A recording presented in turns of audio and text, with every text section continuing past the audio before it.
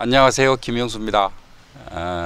이제부터 10차례에 걸쳐서 신동엽과 금강에 대한 얘기를 해보려고 합니다.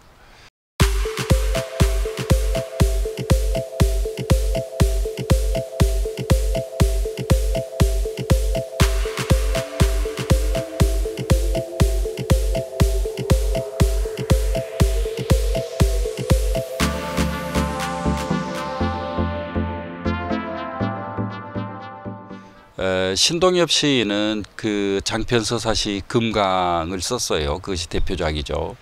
아마 신동엽 시인이 왜 그 시를 썼는지 이 신동엽과 금강 관계를 이제 살펴보면은 느끼실 수 있을 거라고 그렇게 생각을 합니다.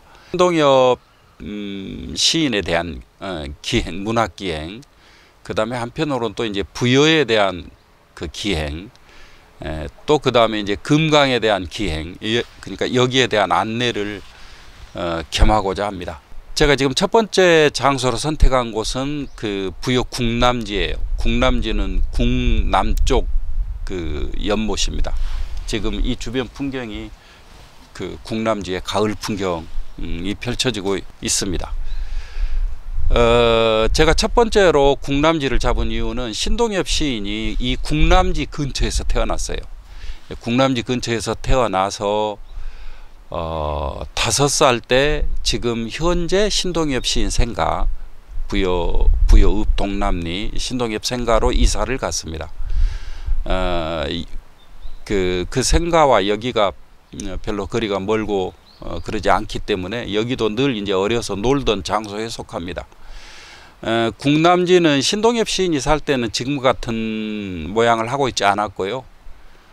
그런데 백제 시대 때는 지금 모양에 조금 가까웠던 곳입니다. 국남쪽 연못이니까 이제 의자왕이 산책하고 했던 그런 장소라고 그렇게 볼 수 있습니다. 국남지는 우리나라 최초의 조경지입니다. 그러니까 백제 시대 때 조경지여서 국남지라고 하는 조경지가 일본 조경 문화에 굉장히 큰 영향을 미쳤다고 그렇게 얘기를 합니다. 지금 이제 가을이니까 풍경이 이렇게 돼 있어요.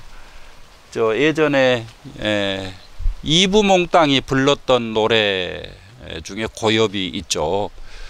고엽이 뭐냐면은 낙엽은 나무에서 떨어지는 거고 떨어질 낙자예요. 이파리가 떨어지는 거예요. 고엽은 이파리가 말라붙은 겁니다.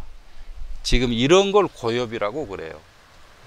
연꽃이 여름 내 연꽃이 환하게 피어 있다가 지금 연꽃들이 지고 지금 이파리 줄기들이 말라서 지금 이렇게 돼 있습니다.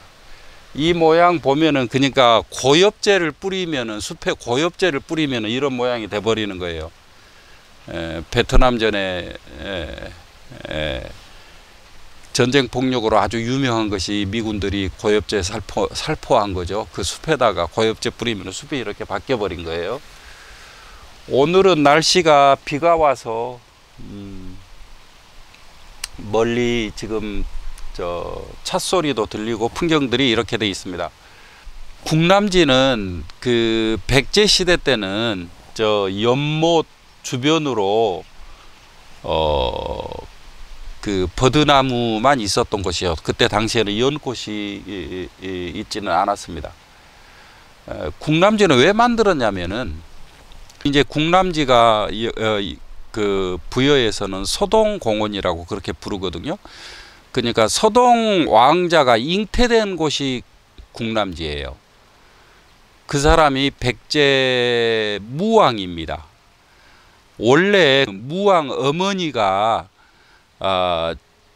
그 국남지에서 살았어요. 저쪽에서. 그래서 그때 작은 호수 연못 옆에서 그 과부로 살고 있었습니다. 그런데 거기에서 이제 전설에 의하면은 그 과부가 용을 품어서 자식을 낳았다. 그러면 이제 용이라고 하는 건 뭐냐면 왕이잖아요. 이 굉장히 그 똑똑하고 그 잘생긴 그런 이제 과부였는데 왕이 이제 밤에 이제 찾아다녔나 보죠. 그래가지고 그렇게 해서 잉태를 했는데 아기를 낳아서 그 아기가 여기서 가까운 익산, 그러니까 이제 익산에서 자랐어요. 그래서 마밭을 하고 마장사를 하고 해서 마동이라고 이제 그렇게 부릅니다. 백제 서울을 부여로 가지고 온 성왕이 죽고 나서 왕이 두 번 다 1년도 못 돼서 왕이 교체돼요. 두 번이나. 그러니까 이제 왕손이 그 문제가 생긴 거죠. 그래서 그때 이제 백제 귀족들이 추천을 해가지고 왕의 핏줄이니까 그 과부의 아들도 소동을 찾아서 왕으로 세웁니다. 소동 왕자가 무왕이 되는 거예요. 무왕이 돼서 바로 굉장한 통치 능력을 가진 분이라 무왕이 돼서 바로 평정을 하고 국가를 상당히 부흥하게 이끌죠. 그래서 그러면서 자기 어머니가 자기를 낳았던 자리를 연못 정원을 다시 조성을 해서 그 어머니가 살았던 흔적을 기념하기 위해서 만든 그런 장소가 이제 저기 국남지예요. 제가 이제 물론 이제 견문이 넓거나 그러지는 않아요. 근데 이제 제 생각에 국남지가 제가 가본 공원들 중에서 가장 근사한 공원, 국내외를 막론하고 가장 근사한 공원이었어요. 저는 이 근대가 참 피곤하게 느껴지는 게 조금 좋은 자리는 다 시멘트 허다못해 논두렁까지 시멘트 길로 다 만들어 놨어요. 이 국남지만 그대로 흙길입니다. 그 다음에 이렇게 지금 버드나무들이 쭉 이렇게 늘어서 있어요. 옛날 시골 정자같이 생긴 것을 지금 군데군데 쉬어가라고 이렇게 만들어 놨죠. 최근에 국화축제를 해서 저런 하얀 지금 천막 같은 게 한두 개 있기는 하지만 쓸데없는 조형물이 전혀 없는 그대로 자연 그대로 살아있는 그런 공원이에요. 저는 여기 와서 저 버드나무들 휘날리는 거 보면은 마음이 그렇게 편안해지고 그러더라고요. 가수 인순이가 원래 희자매로 출발을 했어요. 이 희자매가 불렀던 노래가 실버들이라고는 노래입니다. 실버들이 김소월의 시에다가 곡을 붙인 거예요. 여기 보면은 저는 그 실버들 생각이 계속 나요. 지금 저것들이거든요. 실버들을 천만사 늘여놓고도 가는 봄을 잡지도 못한단 말인가. 이제 노래말이 그렇게 되거든요. 실버들을 천만사 늘여놓는단 말이 무슨 말이냐면은 지금 저 버드나무 가지 한 올 한 올이 실 한 올 한 올 같이 생겨 있잖아요. 저게 저희들 어렸을 때 연 날리는 실이 삼합사, 사합사 그랬거든요. 그러니까 기본 한 올 최소의 단위가 일사인 거예요. 일사. 일사를 세 개를 합해서 꽈으니까 삼합사예요. 네 개를 합해서 꽈으면 사합사고 천만사라는 거예요. 실버들을 천만사 늘여놨어요. 저렇게. 가는 봄을 잡지도 못한단 말인가. 무슨 말이냐면은 옛날에는 교통편이 육상교통이 없고 교통편이라고 하는 건 전부 다 이제 저 배를 타고 다니는 거였어요. 배를 타고 다니면은 정거장이 나루죠. 그래서 나루에는 반드시 버드나무가 있어요. 저 버드나무가 꽃꽂이에서 살아나는 나무라 그냥 꼽으면은 살아나요. 꺾어서. 옛날 연인들이 헤어질 때 나를 잊지 마세요 이렇게 말하려면은 저 버드나무를 꺾어서 줍니다. 그러면 배를 타고 가서 다른 데로 옮겨가서 또 거기서 꽂으면 거기서 살죠. 그러면 내 님의 마음이 계속 살아있는 거죠. 이 나무가 버드나무예요. 그러니까 언젠가 그때 조선시대 때 어느 전쟁이었죠. 평양 대동강가에 버드나무가 가지가 다 꺾어져서 버드나무가 한 그루도 살아남지 않았다라고 하는 말이 있어요. 다 군대 붙들려 가서 애인들이 다 슬퍼서 와서 버드나무를 한 가지씩 꺾어서 줬죠. 이렇게 해서 가지가 다 꺾어져 버렸다는 얘기예요. 천만사 늘여놓고도 그러면은 천만 번 헤어질 때도 내 마음을 전해줄 수가 있겠죠. 그런데 천만사를 늘여놓고도 잡을 수 없는 것이 있어요. 이게 뭐냐면 이게 봄이에요. 인생의 가장 좋은 시간들, 이런 시간들은 그대로 흘러가니까 붙잡을 수가 없어요. 지금 그 인순이가 불렀던 김소월 씨 실버들이라고 하는 노래는 그 노래입니다. 아마 그 노래가 가장 제대로 살아있는 풍경이 펼쳐지는 곳, 이곳이 지금 국람지일 거예요. 국람지에는 지금은 이제 철새들이 많이 날아와서 철새들이 겨울을 나고 여름철에 더우니까 돌아가는 건데, 이 국람지에 오는 사람들은 뭐 새에게 돌팔매질을 한다거나 놀래킨다거나 이런 일이 이제 전혀 없어요. 사람들이 새들이 스트레스를 안 받고 살겠죠. 그래서 철새들이 가득 지금 들어 있습니다. 돌아가야 되는데 안 돌아가고 지금 여기서 그대로 지금 살고 있는 거예요. 그래서 천연기념물에 속하는 많은 철새들을 여기서 볼 수가 있습니다. 원래는 저기 조금만 남고 다 없어졌었는데 백제시대 때는 굉장히 컸어요. 여기가 없어졌었는데 그 옛 기록을 보고 포룡종을 복원해서 그 주변 일대를 다시 백제시대의 정원 느낌이 나게 다시 살려놓은 곳이 국람지예요. 그러니까 그냥 근대의 계획도시 안에서 만들어져 있는 그런 공원이 아니고 아주 유구한 역사와 전통을 가진, 그다음에 또 그 오랜 그 세월의 한이 서린 뭐 이제 그런 장소라고 그렇게 볼 수 있겠습니다. 아주 넓어요. 저 먼 곳에 차 다니는 곳까지 쭉, 저기서부터 저기까지가 다 이연밭이에요. 그 사이사이에는 이런 정자 몇 개밖에는 서 있지 않습니다. 그러면은 포룡정을 제가 한번 보여드릴게요. 그러니까 무왕을 잉태했다는 장소, 그쪽으로 옮겨가 보겠습니다.